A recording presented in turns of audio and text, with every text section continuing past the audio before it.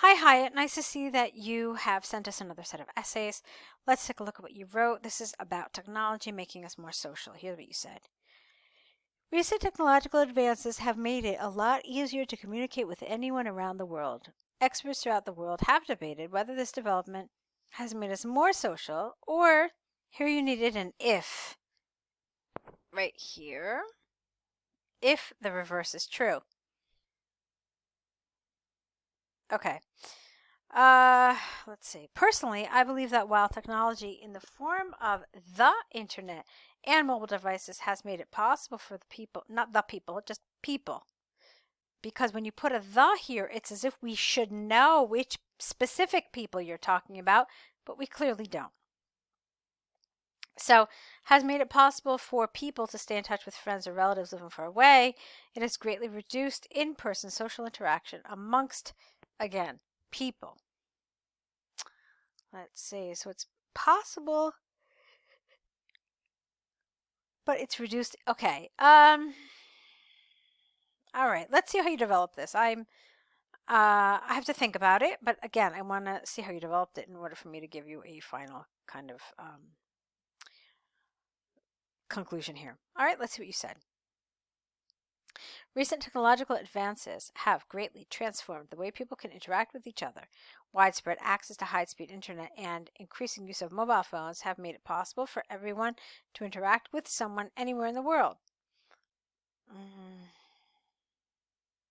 Moreover, all of this real-time interaction is possible at a fraction of the cost one would have to incur for a long-distance voice call just 2 decades ago.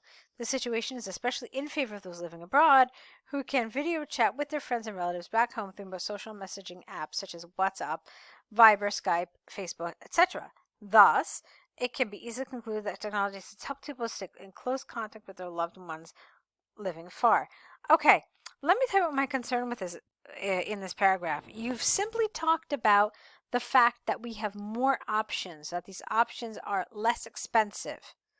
Okay, and like you said, it has transformed the way we can interact with each other.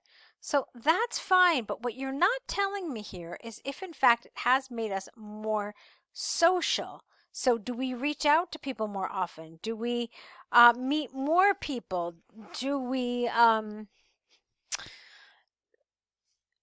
can I say this? Just because we have more opportunities and more methods of reaching out to people, what you haven't answered is if in fact it makes us interact more with people. So that's what I'm unclear about. And that's what you should have talked about here. This paragraph should have been about, yes, it does cause us to interact with people more, or even though we have all these things, no, it just makes it easier. So we still interact with people the same amount or the same number of people, but it just simply makes this communication easier and less expensive. So you had to talk about one of those two things for this paragraph to be appropriate. And I didn't really feel like you did. I felt like you were just saying, hey, look at all the wonderful methods of communication that we now have. We have, A, B, C, D, E, F, G. And all this makes it easier. But again, that's not what it was asking. It wasn't asking if it makes it easier or if we have more opportunities, but if in fact we take advantage of those opportunities. All right, so let's see what the second paragraph is about. Despite this, however, technology has adversely affected face-to-face social interaction between people. Again, no the. Gone are the days when friends would meet in a cafe or at a friend's place in their leisure time and gossip over a cup of coffee. What a nice sentence. Nice. Nowadays, most people prefer to interact through social networking apps rather than meeting someone in person. Similarly, instead of visiting relatives and friends on festive occasions like Eid and Christmas, many, especially the youngsters who largely have grown up in this technological bubble, many now rely on sending online greetings only. Such online interactions, however, cannot replace the need for personal meetings between friends and relatives or taking part in other social activities like participation in weddings or birthday parties.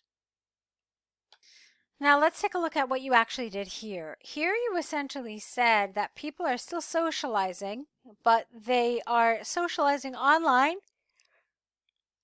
and they're no longer socializing in person. Okay? It's reduced. Okay. Which is kind of what you said. So you said here, I'm sorry, I'm just kind of thinking aloud for a minute. You said that it's made it possible for us to stay in touch, but it's reduced this. Yeah, but you know what? When you do that, you're not really answering the question. You could have merely said that, you know what? No, I think that we are socializing the same amount. We are just um, socializing in different ways. I mean, I really would have liked you to kind of address it a little more clearly. Just something like, I disagree that it has made man more social. I think we are as social as we used to be. We only have easier and more abundant ways to do it. You just should have made it clear. And then I would have been okay with a lot of what you wrote. Um, this paragraph still, I'm not so sure about. But this paragraph, you're essentially saying this, that, you know, we don't see each other face to face because we're too busy. But you know what? We do send cards over the internet, or we do chat with somebody in an online messaging service. Okay. So I think a lot of what you wrote is very nice, but it's just not being pulled together appropriately. So it's not really sticking to the question. And this is really important. It is so, so, so important to your task achievement score that you answer exactly the question that they're asking you, not something related, not something you know, that is similar to what they're asking or that you think they're asking, but really, really, really making sure that you understand the question and saying a very clear, you know, while on the one hand I agree with this, on the other hand no, or just having a really clear answer. That's what's really important. I feel like you got close, but you didn't quite do it. Okay. But you did have a lot of nice elements, a lot of good vocabulary. You know, had things like technological bubble. You had that inversion, gone are the days, etc., etc.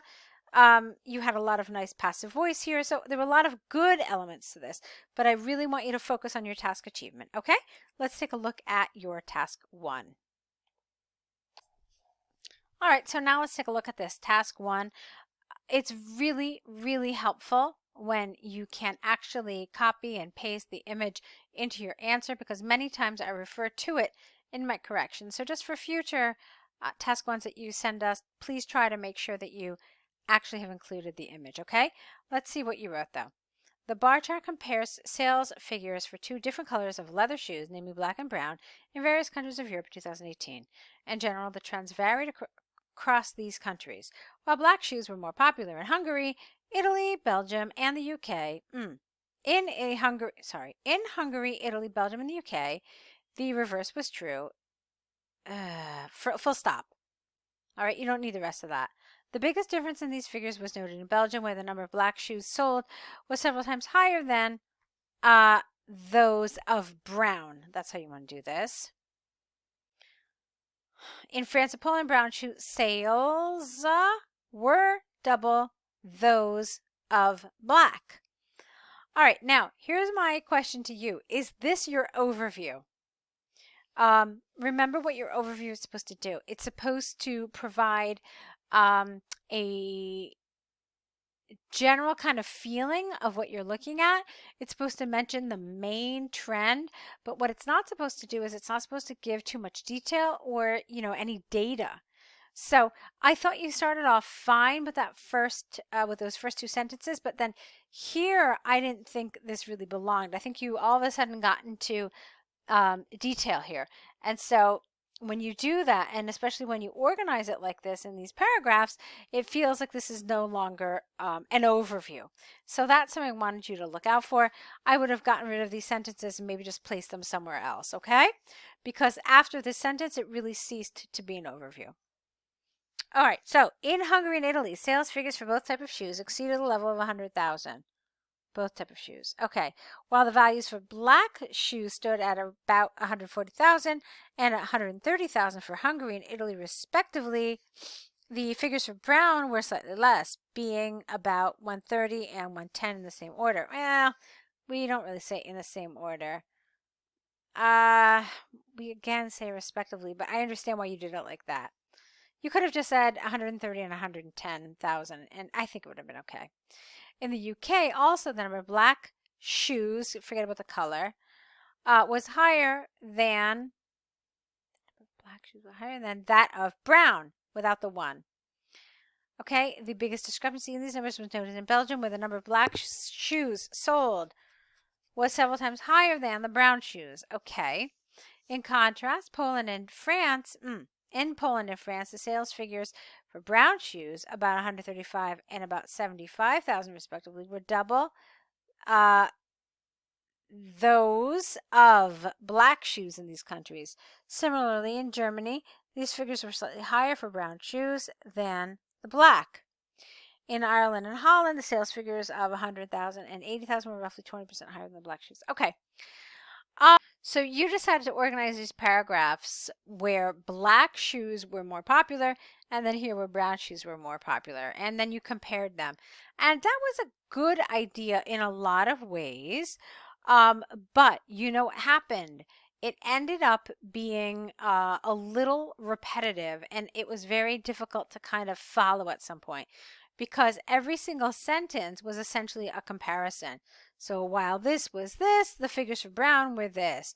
And in the UK, this was higher than that. And so you had a lot of different ways to express this, but I felt the whole thing was really kind of repetitive.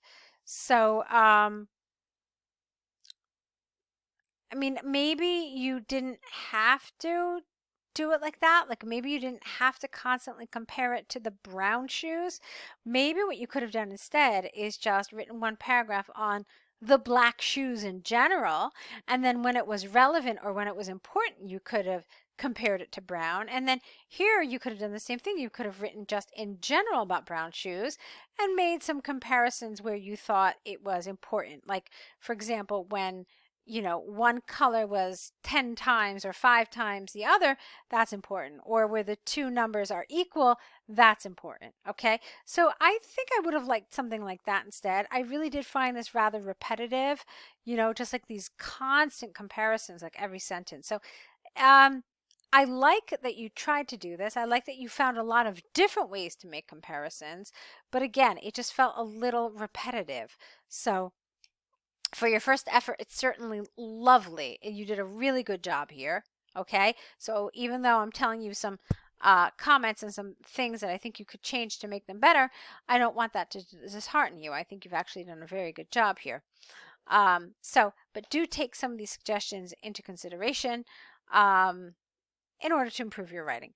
So let's talk about what your next steps are. The first step is for you to correct these using my suggestions. Okay. Also, don't forget about your error correction list, the mistakes on one side, and then next to them, write what the corrected version would be. And then, of course, the third thing is a new set of essays. So try to do that all within the next day or so you can really apply all of the things you've been learning. All right. We'll be here waiting for them. So good luck.